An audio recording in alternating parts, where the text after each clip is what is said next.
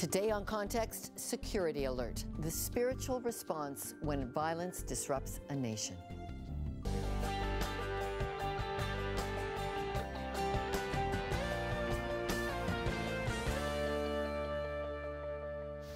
It's the Canadian shot heard round the world. In fewer than 5 minutes, one man with a Winchester .30-30 rifle took the life of a Canadian reservist, shot a parliamentary security officer, and stopped a nation in its tracks. Shock gave way to grief. Grief gave way to questions. What is the right response? What was behind the act? And how to go about healing? This week, Context reports from Ottawa. The Ottawa shootings at the National War Memorial and in the halls of Parliament mark an unprecedented challenge to Canada's sense of security. Today, we're going to look at the spiritual questions this poses to Muslims and to Christians. Before we head to Ottawa to examine that, here's Sheldon Neal with In 60. Thank you, Lorna. Most of us have seen by now this footage. You're looking at footage taken by the Globe and Mail's Parliament Hill reporter Josh Wingrove. Wingrove's video follows police from Centre Block down this Hall of Honor, where reports suggest more than 50 shots were fired. Sergeant-at-Arms Kevin Vickers has been hailed a hero for having brought down the attacker and left dead the shooter, Michael Zehaf-Bibeau, a man in his early 30s known to Canadian authorities for a 10-year history of drug use and a 7-year struggle with his own conversion to Islam and a recently seized passport. Corporal Nathan Cirillo was killed by that gunman while standing guard, unarmed, on the steps of the National War Memorial. Cirillo, a reservist from Hamilton, was the father of one son. Now, in this special episode of Context, we'll take you literally to the scene of the crime for a report on the shooting, the aftermath, and the many questions Canadians must now wrestle with. Here's Lorna's special report on that.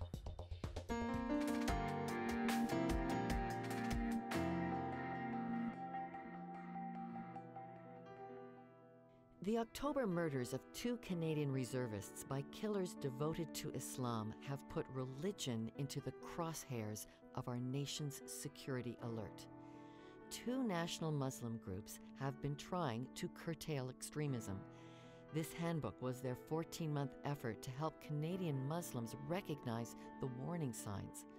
But Michael Zehaf-Bibeau slipped through all the safety nets. He was turned out of his Vancouver mosque for his extremism. Michael's mother wrote a public letter to media to explain her son's troubled demise and concluded he refused any of her help and preferred staying in this homeless shelter rather than coming to her home. Michael spoke of guilt and addiction. The Christianity offered at this shelter couldn't help Michael either. It's very important for the people who come in our doors to know of God's grace, God's forgiveness, because many of them have things that they think in their minds they'll never be forgiven for. And it's that shame and guilt that drives them into addictions. It's that shame and guilt that drives them into mental health issues. Chaplain, great spiritual piece of what we do here, a critical piece of what we do here to preach to them and talk to them of Jesus' love and Jesus' forgiveness.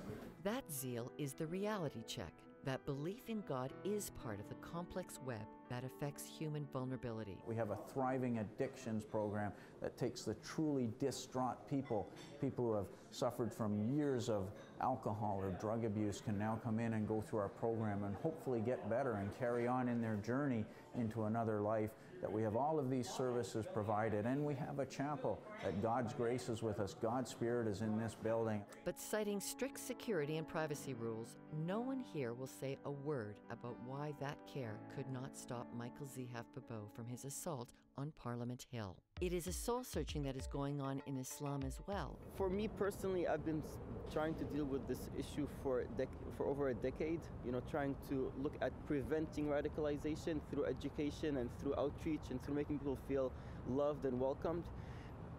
And that's what needs to be out there. And I think more people have to adapt this method. People cannot remain reactionary and wait until a problem or a tragedy occurs until they react. So we have to be proactive. People who suffer most at the hands of such ideas are the Muslims, because we're the ones who have to suffer the most, because we're not tolerated by them. When you look at who their targets are Muslims regardless of whether they're Sunnis or Shiites. Their targets are Christians and Jews and everybody of faith.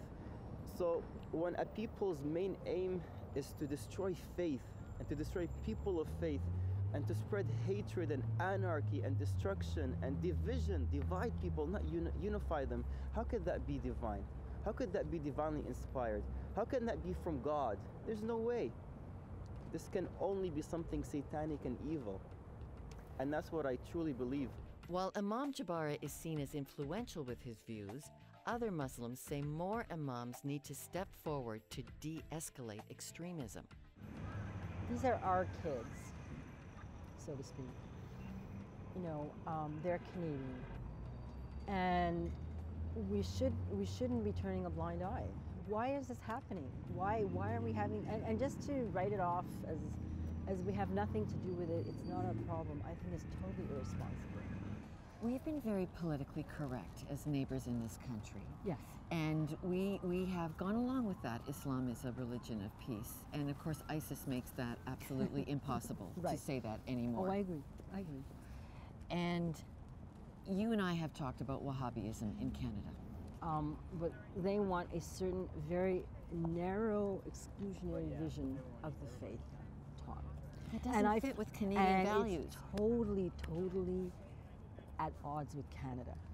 It's like oil and water. But it's happening here. Well, it's happening. You know, it's happening in some mosques here. There's no doubt about it. Not all of them. I think the fact that the majority of Muslim Canadians don't go to these mosques tells you something, because we feel alienated.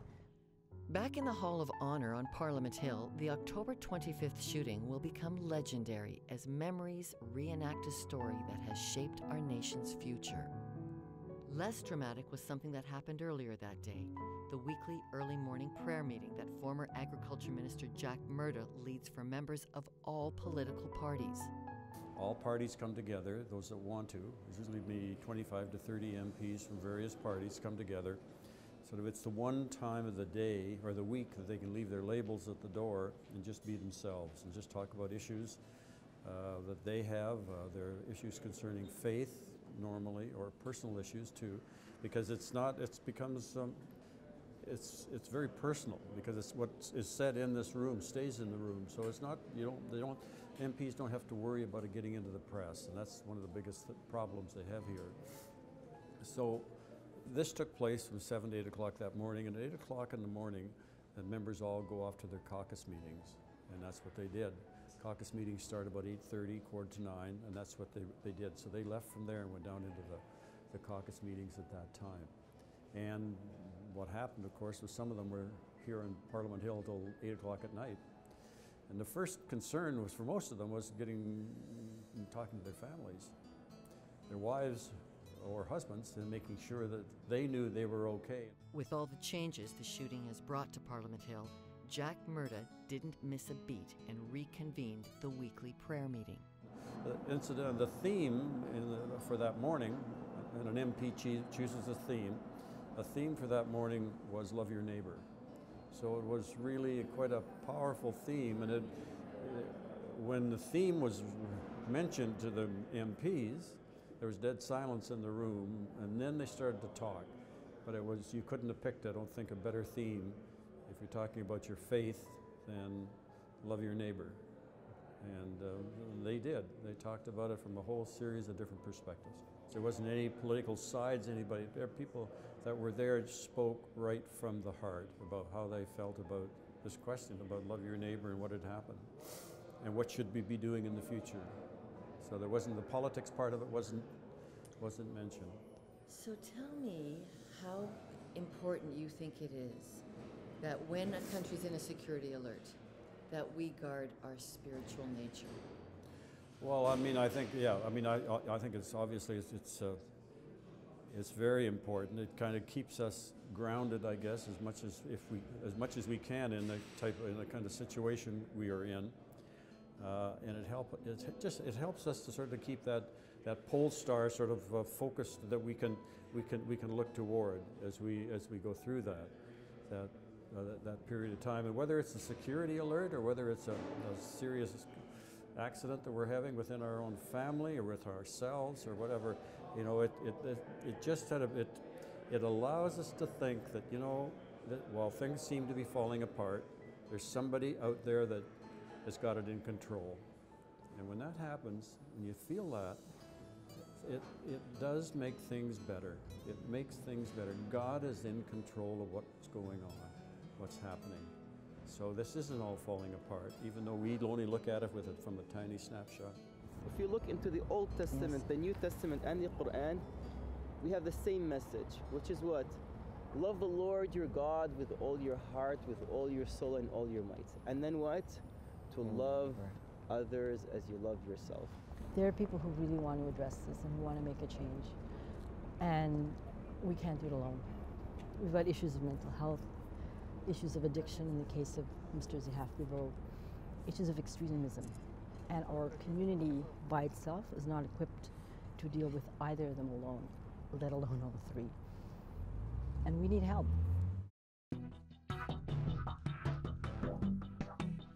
Coming up, is Canada doing enough to prevent homegrown extremism? And we go deeper into the spiritual response to this security alert. The only thing missing from today's conversation is you. To add your voice, call us at 1-800-215-4913. Email us at comments@contextwithlorna.com or reach us by Facebook or Twitter. We see, hear, read, and value all feedback. Click contextwithlorna.com to access exclusive web resources. Do a topical search on a subject you need to know. There's blogs, articles, links, and previous episodes. Life beyond the headlines. That's contextwithlorna.com.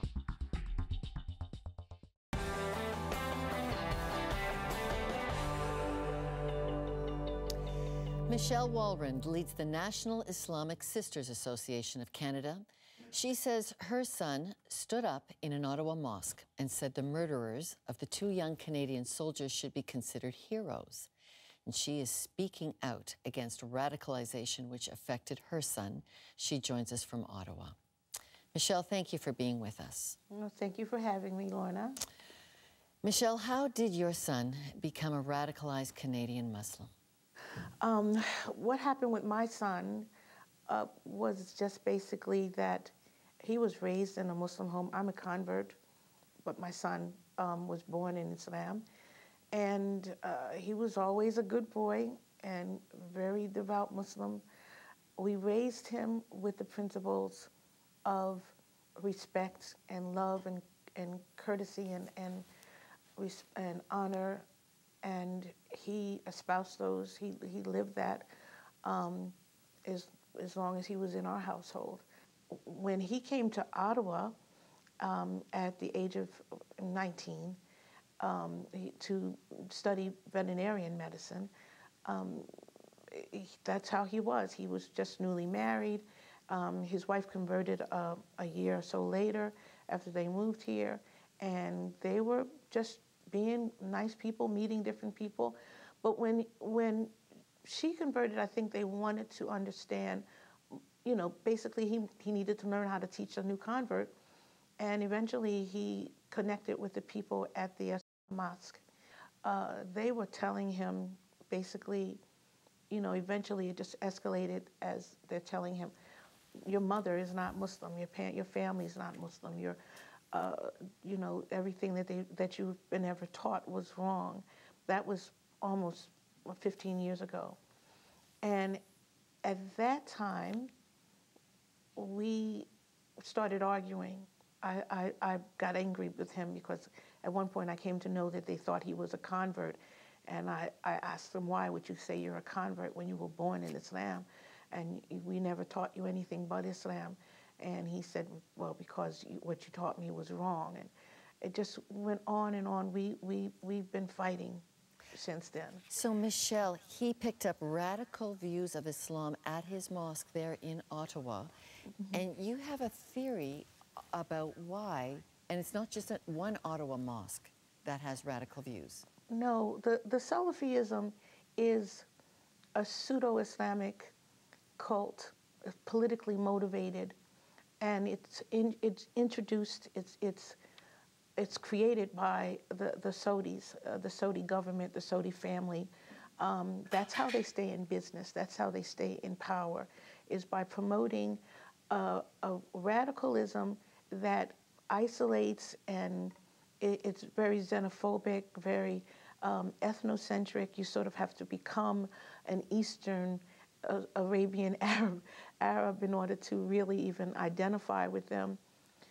It's very... and he encountered this in Canada. He encountered it in Canada. He never went to university. Never heard it anywhere else. But it's because what they have promoted is ignorance.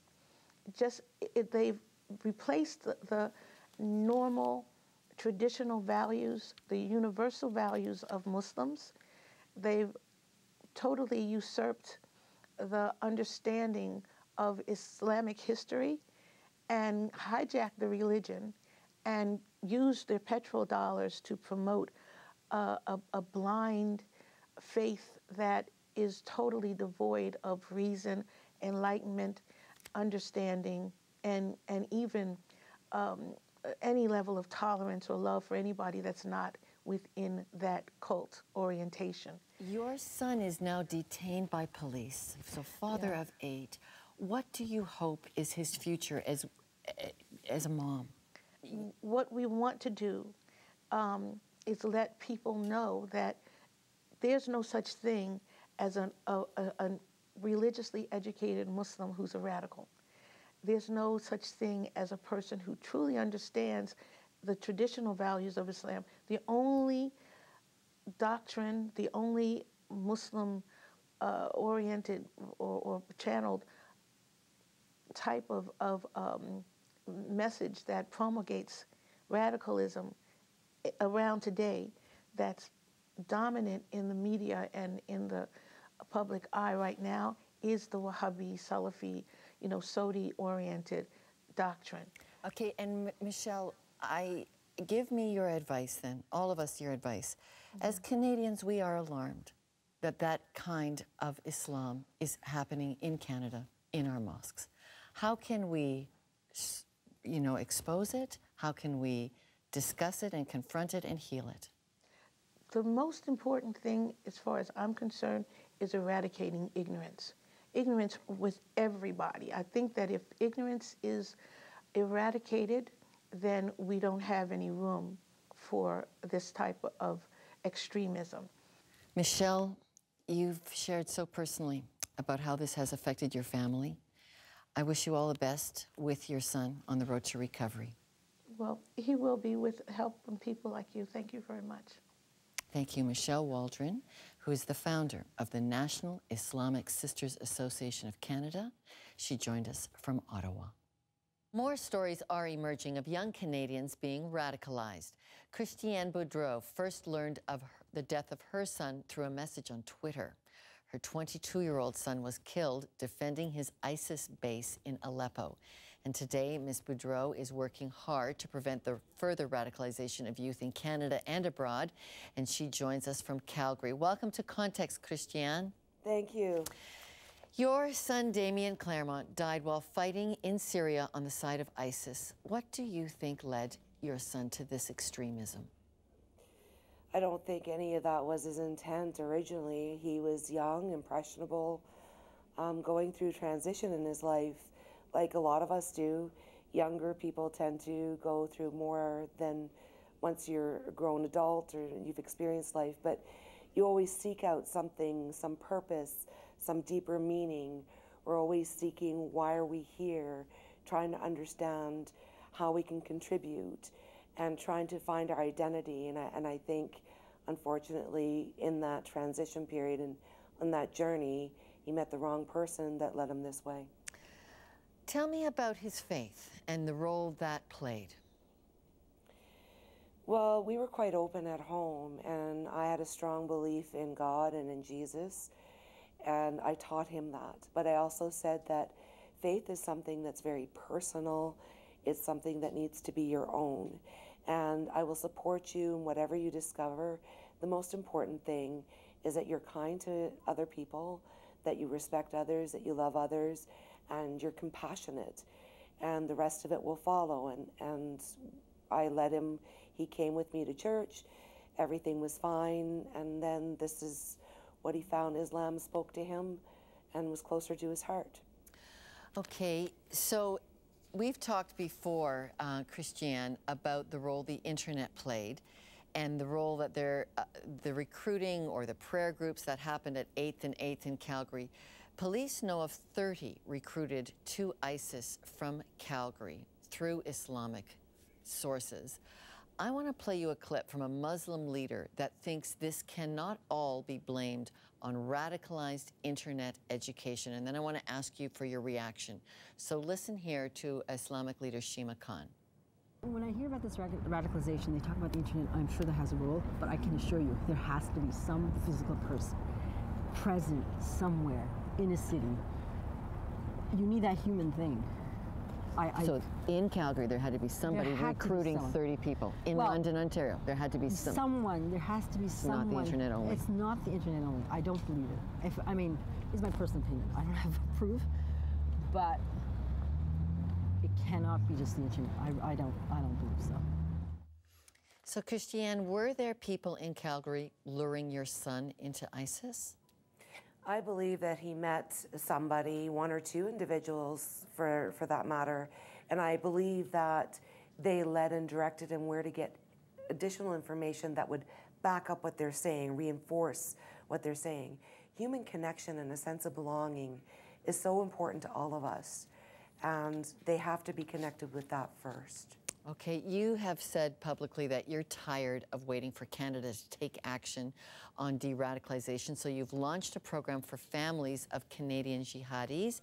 It's called the Hayat Foundation Canada. It means life in Arabic. What do you hope it can do for people? Well, I think there's several layers. The most important connection, obviously, is family and community and peers, because you already have a connection and relationship and love and everything else built up within there. And what we do with Hayat is we work to coach and support that family and that love and relationship network that's already there for the person. That way they can reach out to them as an individual, and hopefully we can help de-radicalize them before they even leave in the earlier stages of the transition period of the radicalization process. If all else fails and they're already gone, then what we try to do is support that family continuously. It's all about supporting that family. They're the integral piece, the core of being able to reach out. So then we support them in trying to reach out to the individual while they're gone, as well as the possibility and the unfortunate ending if that person is killed while they're overseas fighting. Then there's that whole grief process. And we can't do it alone. We're human beings. We need that connection and support to go through our grief. Otherwise, it's such a dark place to be by yourself. On top of, organizing Hayat and doing the de-radicalization work, you really think we've missed something as Canadians, that so many young people, 30 in your city of Calgary, 130 across the country, are falling between the recruiting net of ISIS? What are we missing as Canadians caring for each other on this? Regardless of our differences, regardless of our religion, regardless of our cultural background, regardless of how much money we have in the bank, and regardless of what family dynamics we have, the stigma needs to go. We need to stop judging others and just come together, period.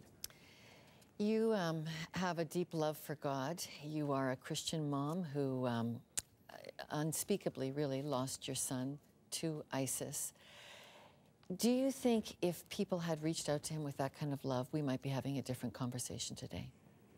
I would hope so. I think if they were able to connect with him with that kind of love and guidance, that he wouldn't even have taken the path. If somebody had brought him in and been able to help guide him in how he could help others, how he could share that compassion, and just have that warmth and sense of belonging, I think we'd have a completely different discussion than we are today. Well, Christiane, thank you so much for modeling this, and I know we've talked offline too. It really was Damien's own sense of compassion for the suffering he saw in Syria that started his interest in caring, and it was twisted by an evil ideology. So it was. Thank you for being part of creating a new a new neighborliness in Canada out of the suffering your family has gone through. That was Christiane Boudreau, founder of Hayat Foundation Canada, joining us from Calgary. After the break, my closing thoughts on finding God in the midst of violence due to extremism.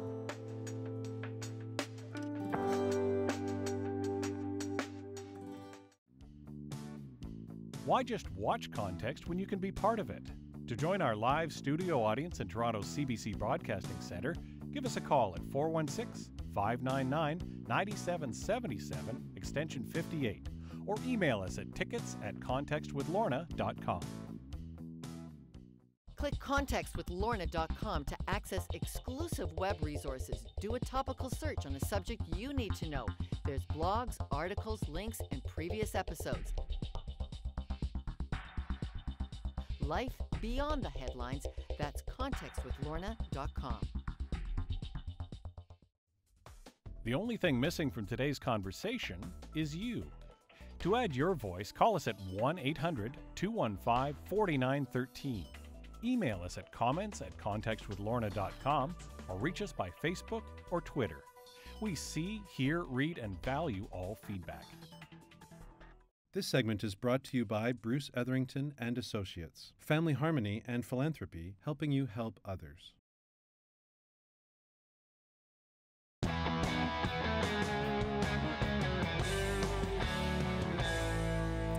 What we know for sure about Canada's security alert, triggered by the attack on Parliament Hill, is that it was caused by factors that are connected to both mental health and religious health. That's why discussion about our beliefs in God should be front line for the security issues Canada is facing. It was good for Muslims on today's episode to reach out to us as a Christian broadcaster and say there is something wrong in a branch of Islam in Canada, and we need your help to discuss it. That is the work of God's command, that we love our neighbor. Let's take it further. Muslims and Christians in Canada, let's keep talking with each other. Let's have tea together, and let's do all we can to keep our families and our countries healthy and loving in our understanding of God. There are some important blogs with these stories and follow-ups on our website. And for all of us at Context, I'm Lorna Dueck. Join us next week as we explore life beyond the headlines.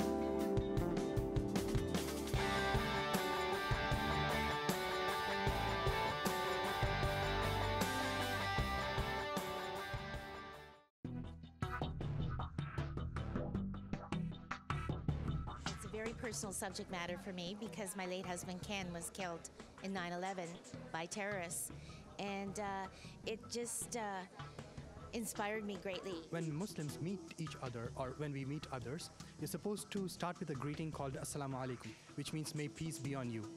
And this is the religion that actually really promotes peace.